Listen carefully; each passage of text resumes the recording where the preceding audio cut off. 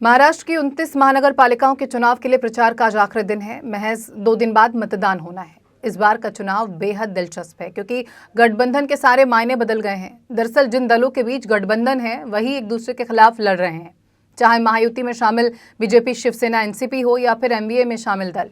इतना ही नहीं, सबसे बड़ी बात तो यह है कि जो दल गठबंधन में लड़ रहे हैं उनमें भी मतभेद है। दरअसल हम बात कर रहे हैं बीजेपी और शिवसेना वाले महायुति गठबंधन की। बीएमसी चुनाव में बीजेपी, शिंदे की शिवसेना और आरपीआई अट्ठावले एक साथ हैं। फिर भी आरपीआई 38 सीटों पर बीजेपी और शिवसेना के खिलाफ चुनावी मैदान में है।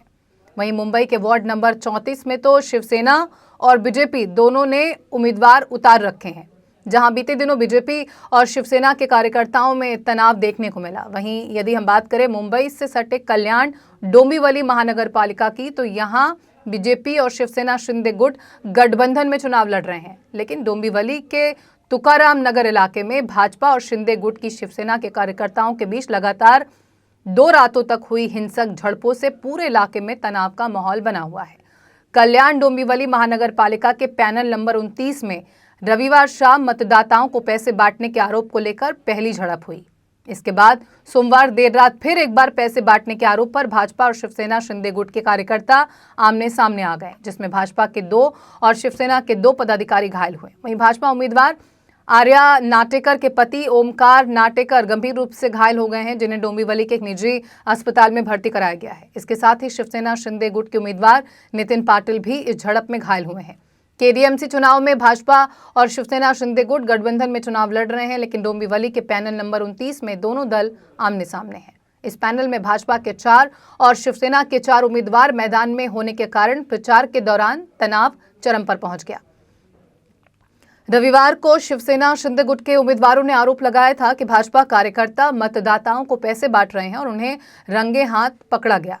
इसी आरोप को लेकर भारी हंगामा हुआ। इसके बाद सोमवार देर रात तुकाराम नगर इलाके में एक बार फिर दोनों पक्षों के कार्यकर्ता आपस में भिड़ गए, जिससे स्थिति और ज्यादा बिगड़ गई। फिलहाल इस पूरे मामले में पुलिस ने जांच शुरू कर दी है। शिवसेना ने भाजपा पर पैसे बांटने के गंभीर आरोप लगाए हैं, जबकि भाजपा ने इन सभी आरोपों को सिरे से नकार दिया है। लेकिन इन घटनाओं के बाद कल्याण डोंबिवली महानगर पालिका में पुलिस प्रशासन के सामने कानून व्यवस्था बनाए रखने की बड़ी चुनौती खड़ी हो गई है। कल रात डोंबिवली पुलिस थाने के अंतर्गत तुकाराम नगर यहाँ 2 विपक्ष गठों में आपसी लड़त हुई और बेबनाव हुआ। उसमें एक आदमी जख्मी है, उनका नाम है नाटेकर और वो एम्स हॉस्पिटल मानपड़ा यहाँ उपचार ले रहे। उनके स्टेटमेंट के आधार पर डोंबिवली पुलिस स्टेशन में गुना नोंद किया गया और उस पर तफ्तीश चालू है। करीबन 5 आरोपी इसमें पुलिस ने अरेस्ट किया है। जानलेवा हमला करने की कोशिश तो की ही गई है। मैं इसको निषेध करती हूँ और मैं यही प्रार्थना करती हूँ कि जिन्होंने ये हरकत की है उन्हें सख्त से सख्त सज़ा सुनाई जाए। उन्होंने आज तक जितने भी आरोप लगाए हैं, अगर आप देखें वो वीडियो उन्होंने खुद फ्रॉड से बनाया हुआ है। इसमें हमारा किसी का भी हाथ नहीं है, बट उनको अभी पता है कि सब जो भी कार्य करते हैं वो वेल एजुकेटेड है और जो जनता है वो भी काफ़ी समझदार है। उन्हें पता है किसे वोट किनको जिताना है, तो अभी उनको वो पता चल गया है। इसीलिए वो तरह तरह की चीज़ें करके हमें डराने की कोशिश कर रहे हैं। अभी नाटेकर जी की तबीयत कैसी है? जैसे दादा ने कहा कि अभी थोड़ी सीवियर है, उनको 15 स्टिचेस लगे हुए हैं, तो मैं यही भगवान से प्रार्थना करती हूँ कि वो जल्द से जल्द ठीक होकर घर आए। भारतीय जनता पार्टी की ओर से 2,500-3 हज़ार कार्यकर्ताओं की रैली निकली। रैली का समाप्ति हो गई एक मैदान में, भरत पाटिल करके उनके बाजू में एक मैदान है, वहाँ समाप्ति हो गई। या रैली के समारोह के समय मैंने कहा कि ये दोनों पाटिल बंधु चिढ़ गए हैं और इनके पाँव की ज़मीन खिसक गई। इसके कारण ये लोग पीछे नहीं हटेंगे, झगड़ा करेंगे, तो हम लोग सावधानी से काम करना चाहिए। उसके बाद में रात को जो घटना हो गई, ये इन लोगों की हारने की बात जो नज़दीक आ गई, उसके लिए उन्होंने हमला किया, झगड़ा किया। मैंने अभी फ़ोन पर देखा कि नितिन पाटिल किसी हॉस्पिटल में है और हॉस्पिटल में अगर ऑक्सीजन लगाया है तो आदमी बात नहीं कर सकता। वो ज़ोर ज़ोर से बात करता था। इसमें इसका कारण है कि उन्होंने हॉस्पिटल में रहने का ड्रामा किया और मेरे बाजू में उनका जो स्क्रीन चलता है वो कल शाम को मैंने देखा कि बहुत चिढ़ के बात करता है। चुनाव में तो हम एक दूसरे के खिलाफ में लड़ेंगे, हम जीतेंगे, समझो कभी हम नहीं जीतेंगे, लेकिन इस पैनल को 29 में हम 100% जीतेंगे। लोग की सहानुभूति पहले से, अभी झगड़ा हो गया इसके लिए नहीं बोलता हूँ, पहले से भारतीय जनता पार्टी के साथ में है और हम लोग बड़े भारी होद से ये। मैं अभी हॉस्पिटल में गया था, एम्स में सोया है, इसके लिए उसको डिस्टर्ब नहीं किया। वो दवाखाने में ठीक हो जाएगा, यानी उसमें अभी तो आईसीयू में है तो डॉक्टर समझाएंगे। लेकिन प्रशासन से हमारी ये मांग है कि ऐसे गुंडागर्दी करने वाले लोगों को पुलिस ने अपने ताबे में लेना चाहिए।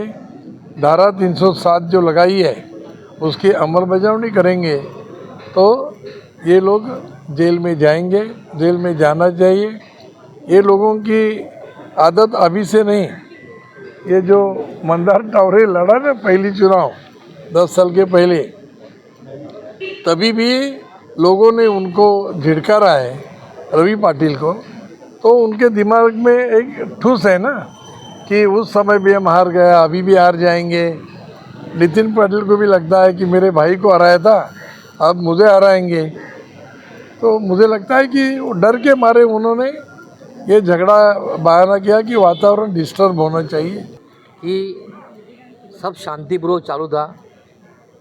मंदा जी ने जैसा बोला वैसा हमारे नाटेकर जी एक पूजा में गए थे, पीछे से आ रहे थे, तभी नितिन पाटिल, रवि पाटिल इनके साथ एक सब कार्यकर्ता उनके साथ आए, हाथ में हथियार थे उनके और गाली गलौज चालू कर दिया, तुम यहाँ पे क्या कर रहे हो। और नितिन पाटिल और रवि पाटिल ने उन्हें मारना चालू कर दिया। जो पहला जो कोयता था उनके हाथ में वो मारा, नितिन पाटिल ने मारा उनके सर पे। मतलब आप सब देख रहे हैं कि ये सब इतनी गुंडागर्दी, इतना दहशत फैला रहे हैं। उस दहशत के खिलाफ कोई एक आम आदमी खड़ा हो जाता है, वो उन्हें सहन नहीं हो रहा है, वो कैसा बैठा जाए, वो कैसा भाग जाए। इस तरह जो करना चाहिए वो कर रहे हैं। कल परसों भी देखा आपने, झूठा एक आदमी हमारे कार्यकर्ता को पकड़ा, उसको मारा, उसके जेब में ज़बरदस्ती पैसे डाले और बोल दिया कि ये पैसा बांट रहा था। किसी को यहाँ पे घूमने नहीं दे रहे, बैनर फाड़ रहे हैं, जो बनता है वो सब कर रहे हैं। जितनी ज़्यादा की दहशत करना है वो कर रहे हैं। लेकिन जिस दिन कब आम आदमी उठ जाता है और सोच लेता है मुझे इस अन्याय के खिलाफ उठना चाहिए और इसका विरोध करना चाहिए, उसी तरह हमारे जो नाट्यकर जी है वो भी उन्होंने ठान लिया कि इतने 10 साल 15 साल से इनकी जो दादागिरी है, जो दहशत है, वो दहशत के खिलाफ हम खड़ा हो जाए और इनकी दहशत का हम नाश कर दें। इसलिए वो उठे थे, उन्होंने खड़ा किया, उनको अपने मिसेस को खड़ा भी किया और वो पूरा पॉजिटिव परिसर हुआ। सब लोग उन्हें साथ दे रहे। सब लोग जब उनके साथ में है, ये देखते ही उनके जो पैरों तले सब ज़मीन खिसक गई और उन्होंने ये घृण्य कृत्य, ये जो कृत्य किया है वो गंदा कृत्य किया है। उन्होंने जो उन्हें मारने की कोशिश की है, मार डालने की कोशिश की है, वो बहुत ही निंदनीय है। क्या आगे की हमें पहले ही, मैं जिलाध्यक्ष हूँ, कल्याण जिला का जिलाध्यक्ष हूँ, इस नाते हमें पहले ही इंस्ट्रक्शन मिल चुकी थी कि कोई भी, मतलब रविंद्र चौहान साहब हो या खासदार साहब हो या एक शिंदे साहब हो या जिलाध्यक्ष मैं हूँ या आमदार राजेश मोरे, कोई भी यहाँ पे जाना नहीं है। ये कार्यकर्ताओं की जो ये यहाँ पे लड़ाई थी, जो कार्यकर्ता का जो मांग के लिया होता, मैत्रीपूर्वक लड़ाई, इस प्रभाग में लड़ाई थी, वो मैत्रीपूर्वक होनी चाहिए थी। हम लोग यही पकड़ के चाहिए थे। हम लोग, हमारे इसमें से आप देखेंगे भाजपा का तरफ से कोई भी बड़ा नेता या मैं खुद जिलाध्यक्ष कभी नहीं आया, लेकिन हमारे कार्यकर्ताओं ने, जो यहाँ की जनता ने जो इन्हें सपोर्ट किया, जो इन्हें साथ दिया, वो देखते ही उनके नितिन पाटिल और रवि पाटिल की पैरों तले ज़मीन खिसक गई और ये आदमी जो नाटेकर है एक आम घर का आदमी है, एक छोटा सा गरीब घर का आदमी है, ये आम आदमी है। इसकी हिम्मत देखो हमारे सामने खड़ा हो रहा है। ये आज इसको दहशत से साम दाम दंड से इसे बिठाना है। ये करने के लिए अगर वो लोग ने नहीं सुना, इसके लिए उन्हें जान से मारने की कोशिश की गई है। ये बहुत ही निंदनीय घटना घड़ी है।